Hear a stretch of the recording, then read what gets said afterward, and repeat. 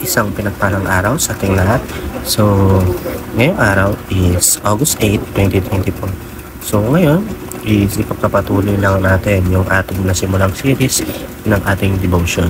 So, bago natin simulan yung series ng ating devotion is muli muna nating talakayin yung naging series natin last time para dun sa mga bago lang na tagapanood at tagapakinig ng ating devotion.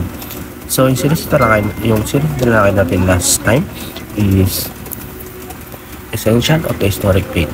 So, yung inaaral natin sa salita ng Diyos ngayon, itong mga Bible verse na tinatalakin natin, itong mga katuruan at application is may kinalaman to sa naging history ng makikita natin, ano mababasa natin dun sa Biblia na dapat natin malaman kung ano nga may essence nito sa buhay natin, ano nga may importansya nito na makakatulong sa atin sa paglago ng spiritual life natin at ang buhay natin.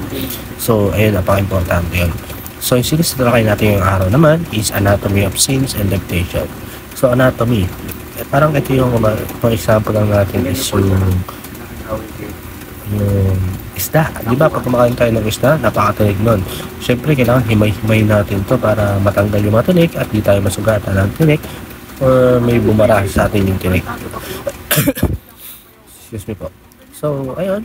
Yung anatomy and yung anatomy of sins, yung temptation, kumbaga yung sins natin o yung pagkakasalan natin, himay natin yung mga kasalanan sa mundo ito na dapat natin iwasan or pinagmulan na ito.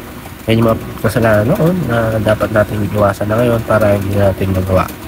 So, ayun, anatomy of sin and temptation, himay natin yung mga iba't ibang klaseng kasalanan.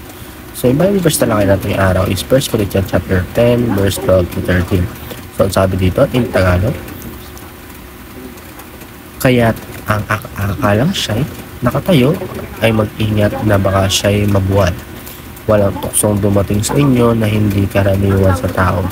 Subalit tapat ang Diyos na hindi siya ipahintulot na kayo'y tuksoin ng higit sa inyong makakaya, kundi kalakip din sa tukso na naglalaan ng pag-iwas upang sa inyo makalaking tising. So, ang Diyos, hindi tayo pabayaan yung matukso. Ipahintot lang ng Diyos kung makakabot sa atin or makakataon sa atin. So, siguro pinapahintulutan din ng Diyos minsan na tayo mas pangit na ang kagustuhan natin is para matuto tayo. Para balang araw matuto tayo magkaroon tayo ng lesson sa buhay natin at para mag-grow tayo at lumakas tayo sa ating katawan. So, yun po yung verse na lang natin araw. So, para naman kung ulit lang tayo dumako sa ating unang katuruan. Sin is disease disorder that God's only grace can cure it.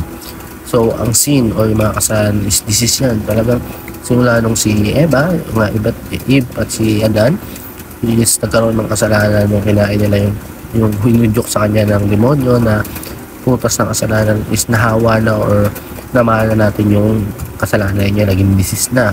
Hindi na natin maiwasan yan, pakalat ka. Hindi maiwasan yan, parang namamana-mana na natin yan. Pero, parang malampasan natin to or magamot natin to, isang cure, magamot nito, isang Diyos. Number 2, temptation is restrained by God, faithfulness. So, yung temptation, parang binago yan o restrain yan ng Panginoon dahil nga sa mga pananampalataya sa Kanya, dahil naniniwala tayo sa Panginoon, na-restrain ka. And sa last, all temptation have provincial far exit. So, lahat ng temptation is meron yan.